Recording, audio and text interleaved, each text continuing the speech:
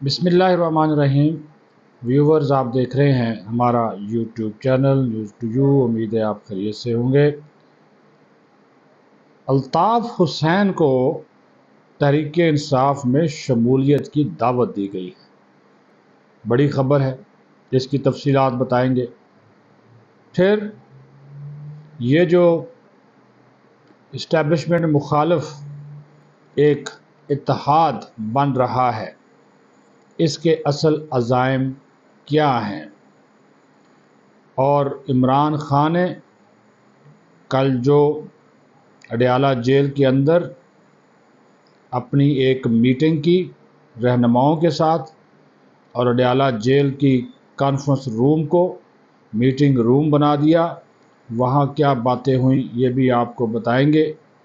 اور پھر سابق کپتان کس طرح ریاست مدینہ کے نام کے اوپر پوری قوم کو چونا لگاتا رہا، اس حوالے سے بھی کچھ چیزیں آپ کے گوش گزار کریں گے۔ لیکن سب سے پہلے اس واقعہ کی، اس حرکت کی، بلکہ اس جاہلیت کی شدید مذمت کرتے ہیں جو تحریک انصاف کے کارکنوں نے اللہ تعالیٰ کے گھر یعنی کہ خانہ کعبہ میں کی، اس کی حرمت، اس کا تقدس پامال کرنے کی کوشش کی، اور تحریک انصاف کا پرچم خانہ کعبہ کے حدود کے اندر جا کر لہرا دیا، نعرے بازی کرتے رہے۔ سوشل میڈیا کے اوپر یہ ویڈیو وائرل ہے۔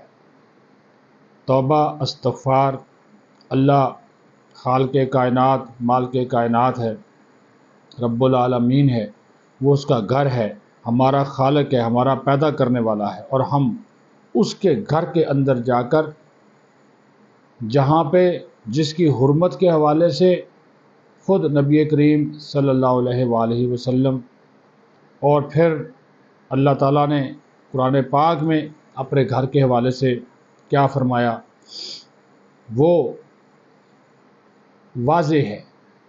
اور ہم ہیں کہ اپنی سیاست کے لیے بھی ایسی مقدس جگہوں کو، مقامات کو، اور میرے پیارے اللہ کا جو گھر ہے اس کو بھی ہم بخشتے نہیں ہیں۔ اللہ تعالیٰ ان جنہوں نے یہ حرکت کی ہے ان کو ہدایت دے، وہی ہدایت دینے والا ہے، لیکن یہ انتہائی پستی اور جاہلیت پر مبنی حرکت ہے۔ علیمہ خان مسلسل رابطے میں ہیں الطاف حسین کے ساتھ، ان کے رابطے گزشتہ دنوں ٹیلی فونک رابطے ہوئے ہیں، اور یہ وہی الطاف حسین ہیں جن کی پاکستان مخالف تقریریں، فوج مخالف نظریہ بیانیہ کسی سے ڈکا چھپا نہیں ہے۔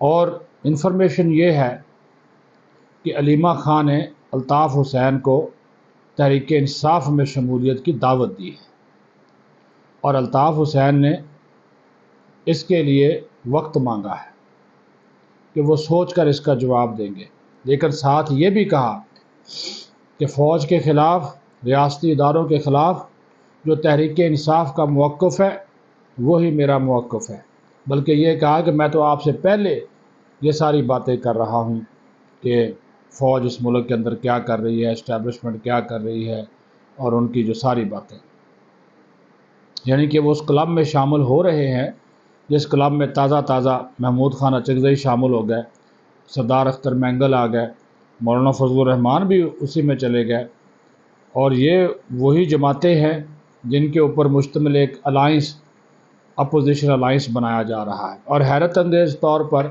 یہ الائنس جو ہے یہ حکومت کے خلاف نہیں ہے۔ بنیادی طور پہ ہوتا یہی ہے نا جی، کہ جو حکومت آتی ہے تو اس کی جو اپوزیشن ہوتی ہے وہ پھر حکومت کو گرانے کے لیے اس طرح کے الائنس بناتی ہے۔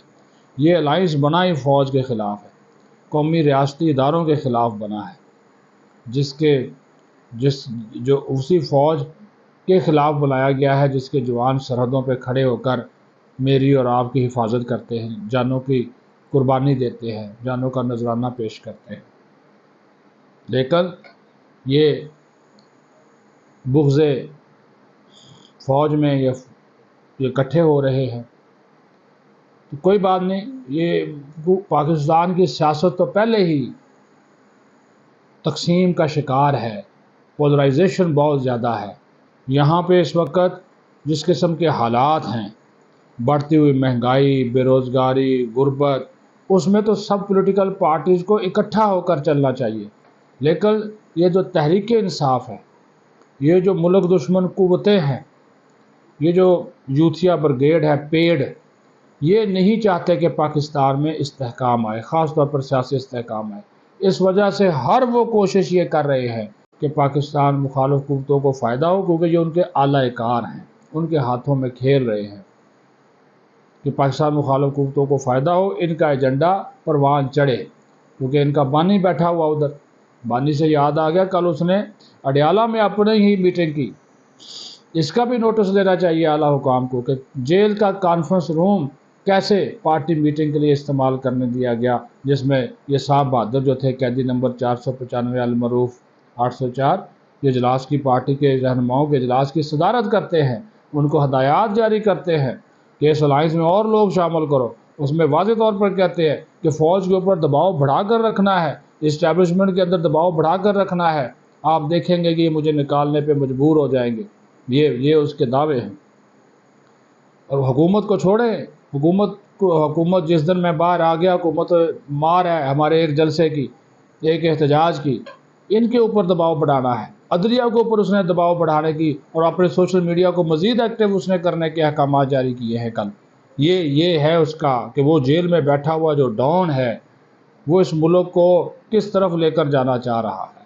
یہ اس سے آپ اندازہ لگا لیں کہ کیا احکامات اپنی پارٹی کو وہ دے رہا ہے کہ لڑ جاؤ، جھگڑ جاؤ، فوج کے سامنے آ جاؤ، اسٹیبلشمنٹ کی ایسی تیسی پھیر دو، ملک کا نہ سوچو، یہ تباہ ہو جائے گا۔ ابھی بھی سری لنکا بننے کی باتیں کر رہا ہے، کل بھی اس نے کی ہیں، اور یہ بھی دعویٰ کر دیا کہ ملک کو سنبھال ہی ہم سکتے ہیں، چلا ہی ہم سکتے ہیں۔ تو خدا کے بندو، پاکستان ہوگا تو تم لوگوں کی سیاست ہوگی نا، تم لوگوں کے جلسے جلوس ہوں گے نا۔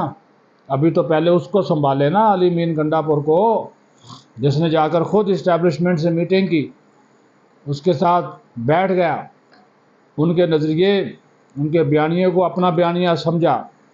اس کا کیا کریں گے؟ اس کے اوپر تو آپ خاموش ہیں۔ لیکن بات پھر وہی ہے، کس طرف چلیں گے، کس طرف ملک کو لے کر جا رہے ہیں؟ تباہی اور بربادی کا راستہ اختیار کریں گے، نقصان آپ کا بھی ہوگا، ملک کا بھی ہوگا۔ اور اگر اس کو کوئی بچانے والا ہے نا، تو یہی آپ کے ریاستی ادارے اور یہی فوج ہے جو کہ ابھی تک اس کو محفوظ رکھ کر بیٹھی ہوئی ہے۔ ابھی وزیر اعظم جا رہے ہیں نا سعودی عرب، ہو سکتا ہے آرمی چیف بھی جائے، سعودی عرب کے ولی عہد کی دعوت پہ جا رہے ہیں، پاکستان کے لیے جا رہے ہیں۔ $1 ارب کی سرمایہ کاری آ سکتی ہے، آپ کی سٹاک مارکیٹ بہتر ہونا شروع ہو گئی ہے۔ تو ایسے میں روڑے اٹکانے کے لیے کہ نہ پاکستان معاشی طور پہ مضبوط نہ ہو، اور صرف یہ کہے کہ جناب یہ باڈی چیئرمین یہ کہے PTI کا کہ میں ہوں گا تو ملک ترقی کرے گا، میں نہیں ہوں گا تو ملک پیچھے جائے گا، تو جو پلاننگ آپ کر رہے ہیں انشاءاللہ تعالیٰ وہ کامیاب نہیں ہوگی۔ سب کو مل کر سوچنا چاہیے بھائی، پاکستان کا، یہ پاکستان سب کا ہے، لیکن اگر آپ ملک دشمن قوتوں کا ایجنڈا فالو کریں گے تو وہ انشاءاللہ تعالیٰ کامیاب جو ہے وہ نہیں ہوگا۔ آپ تباہ کر لیں اپنے اداروں کو، پھر فوج کو، ریاستی اداروں کو کر لیں تباہ، تو پھر جو حشر ہوگا یہ شام، یہ افغانستان، عراق، دیکھ لیں ان کے کیا حالات ہیں۔ اللہ معاف کرے، اللہ پاکستان کو اس قسم کے حالات سے محفوظ رکھے، آمین۔ پاکستان زندہ باد۔